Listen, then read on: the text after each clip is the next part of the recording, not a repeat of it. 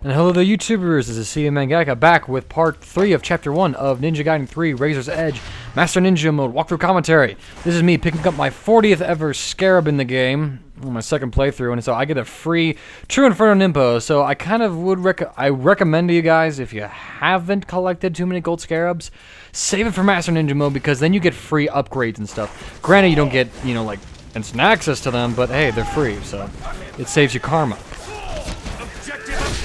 So this fight goes off. I actually get a lucky Steel on Bone there, but I don't get to make a second kill off of it. To show you off why I got the Dragon Sword level 2 first. So I picked up Flying Swallow, although I probably was better off saving up for Guillotine Throw or something, or even Wind Path, because Flying Swallow is nice. It's a great gap closer, but against these guys, I think I use it a bit, but you don't see much come of it. So, anyways, even though there's no all-landing UTs in this game, I will point out a great tactic to use is to throw Shuriken when you're in air, because then it's going to reset the enemy... My bad. Because then it resets like the enemy... It stun locks him for a moment, so it gives you a bit of breathing room in order for you to land, so you just don't get bum raped, stuff like that when you land. So, anyways, everybody was kung fu fighting. Hi-ya, these rocket guys are kind of tough. I'm just kind of cartwheeling around, still slicing them up. You can use whatever weapon you want at this point. I'm just using the Dragon Sword because I have it level 2. If I get a Steel on Bone, I can kill 3 people with it. That's why I want you guys to level up Dragon Sword to level 2 ASAP, because it gives you that Azuna drop, which is going to be glorious in an upcoming fight. And in many upcoming fights, actually. There we go, I drop him with an ult. You can use the ult when you get it, because it's easy. And it was like a windfall, like a boss. And also because with a level 2 weapon, it gives you an extra kill from your Steel on Bone. Anyways, on this guy, just throw 2 daggers, he's dead. And while 1 extra kill may not be a lot, it stacks up your Blood Rage faster because it gets you another plus 0.2 to your Blood Rage. It gives you more iframes because you're killing a third person, and you're eliminating a third person who you would have to use an Azuna drop combo on anyway. So, anyways, I pick up the Windblade's Nimpo in order to take off people's limbs so I can set up more Steel on Bones, and I also get the Scythe because it's Master Race. Anyways, this is why I want the Azuna drop, these invisible ninjas. I have trained you guys how to assassinate invisible ninjas. Anyways, my Azuna drop combo is not going the way I want to, but I get a guy. Boom, he's dead. That's one less of those annoying bastards I have to worry about. Now, again, I'm not exactly making this look like a pro thing. I get one of these guys, just follow it through. I don't want to farm this fight because I want to have as much health as I can going into the Crystal Skull Challenge. That's why I came over here. This fight's completely optional. I recommend you come over here and do it because more karma is good. And the fact of the matter is, the Crystal Skull is going to heal you no matter what comes of it. So, anyways, I mess up, hit the wrong guy with the Azuna drop portion of the combo, but it's okay because I hit this guy anyway. So, while this method isn't flashy, and it most certainly does not get you as much karma as you would by trying to chain together Steel on Bone, it's safe, it's effective because it gives you so much iframes and it gets you kills. This is funny. Bastard, I missed it. So I just take a moment here.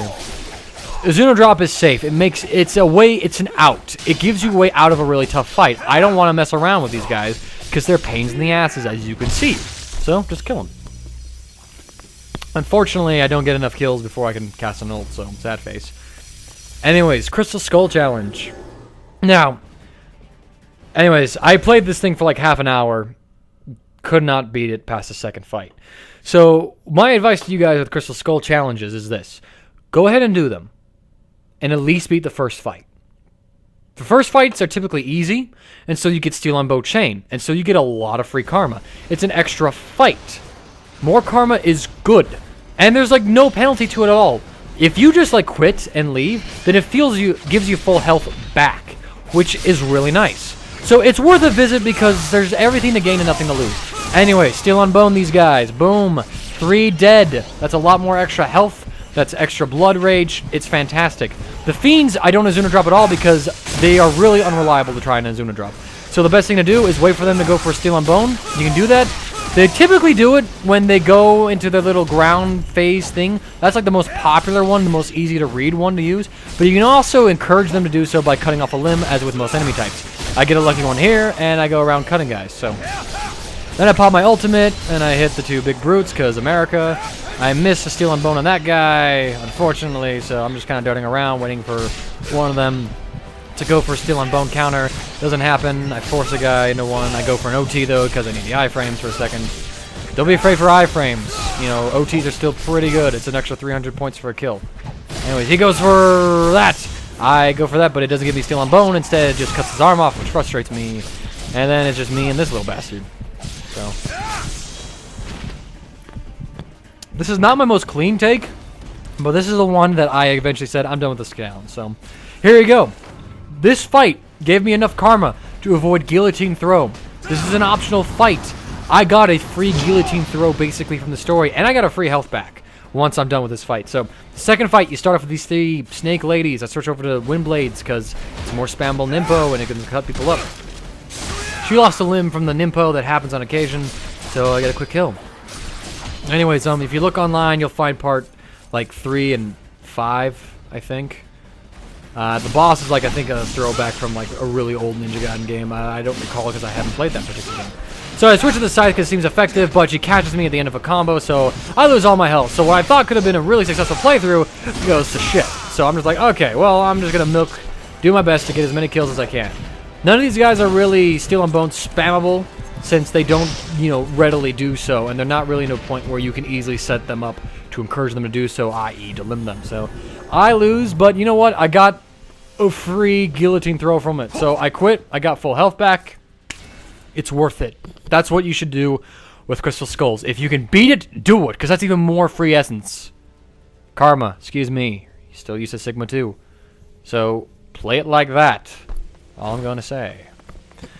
Anyway, so I walk away and I remember, oh no, you gotta go this way because now the gate's open.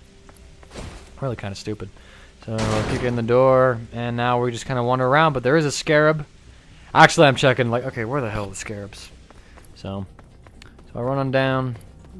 It's quiet for a moment. It's telling me to buy stuff. I did already. Do you know where the hostages are being held? At this point in the game, I have 3 weapons. No, we can't monitor the guillotine throw, flying swallow, and the windfall, and access to an Azuna drop through one of my weapons. It's not a bad trade. Boom, gold scarab right there. If that's a pretty obvious one. So, but in case you fly really fast and missed it, there you go. Damn. Hayabusa, what's wrong? There's blood. Someone's on their Are period. the hostages already? I'm going Menstruating? Yes. Dry. He's going in dry. So this fight, this is why I want level 2 Dragon Sword. This is nothing but the stealth ninjas. Boom. Azuna drop. There you go. Yeah, not a lot of points, but you know what? Certainly gave me a lot of kills. Anyways, these guys catch me out, and this is a whole lot of time where I am vulnerable to these guys. Azuna drop gives me so many iframes, and the aerial combo takes me above all their bombs. Anyways, this is not a successful attempt, by the way. I put this in the video so you can compare and contrast. I fuck up my Azuna drop right there, and I fuck it up again. So that's like, you know, twice I should have had a kill. And I fuck it up a 3rd time. So, you know, they're still here, there's still plenty of bombs, and I get caught. So, let me not be a dingus, and let me actually land the combos this time around. Okay? So we go right back on in. You're ninjas too! Anyway, so I drop him, and the others get, you know, let's see, I think I messed it up right there as well. But this time, I get the combos off. Look, there's 1 kill, boom, 2 kill. Anyways, if you want to see the ninjas, throw a shuriken, you auto-target them, even though they're invisible, and then thus they get revealed. If you have the circular, yeah, like the spin-around shuriken technique, then you get revealed many of these guys, so I recommend doing that if you can. Anyways, right back to it, slashy slashy, Azuna droppy droppy. Anyways, look at how little damage I've taken up to this point in comparison to last time to how many guys I've killed. I mean, there you go, boom. Spot him out, I got a combo on him, he's blocking and whatnot. I actually hit his friend in the Azuna combo and I wasn't expecting it, so I'm like, well, shit. At least I know there's 2 now, so... No, I don't mess around with these guys because I want my health up ready for the next fight. And you want it up too, because the next fight's actually kind of difficult. A lot of this gameplay, it's me going through the game first time on Master Ninja mode, so I get surprised, but then I get to do more better theory craft, and I get to improve, and I get to warn you guys ahead of time, so that's why I'm making these things. It's for you guys. So you dodge this guy, and it's an easy guy. So I figured he has a few friends around, so I just go for the scythe because I want to have fun, but not that case. So I actually died on this attempt. It's 3 of these mages again. So what do you want to do? Switch the talents and spam ultimates. Now, Ultimates, you can manually charge them, but they're nowhere near as effective. Like the Falcon Talons, without having the Blood Rage power up to them, they don't do them at all. All they are doing, though, they're giving me iframes, they're giving me free damage, and they're keeping these guys from, you know, having their little block thing. The Falcon Talons are the best because they target 2 of them, so it always has 2 of them at a point where I can hurt them. Anyways, you can tell it's pretty easy to charge up, pretty safe to do so. So for this fight, you just run back and forth, get some distance. Typically, at least one of them will rush you. If not, break their shield, then they're a little more likely to be aggressive. There's me turning around, I do a jump over a guy, and then this guy hits me. I'm like, you bastard. I do this to get free damage onto them. I think they block it though, so not really worth. Should have done the Inferno Impo. I slash them up. I get hit again, so I'm like, well, great. So at this point, I finally do the proper method. Start out like this. No, I don't. I instead just spam that. I think I'm trying to kill one of them because I see one, they're bleeding. Anyways, you see me trying to charge an ult, but they're so close, they're about to hit me, so I always cancel it. Anyways, here's what you do. Go to one end of the map. These guys are now chasing me pretty well. I hit 2 of them. Free damage. Get a combo off. I go to the other end of the map. I charge an ult. If no one gets close enough, I wait for them to throw their stuff, so I have iframes. I actually do it earlier and kite around a bit. Come back up here and charge it. This guy comes close.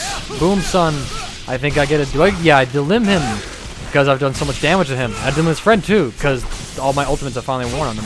And I delim him. So yeah, that's the best way to fight that fight. Gives you the most iframes.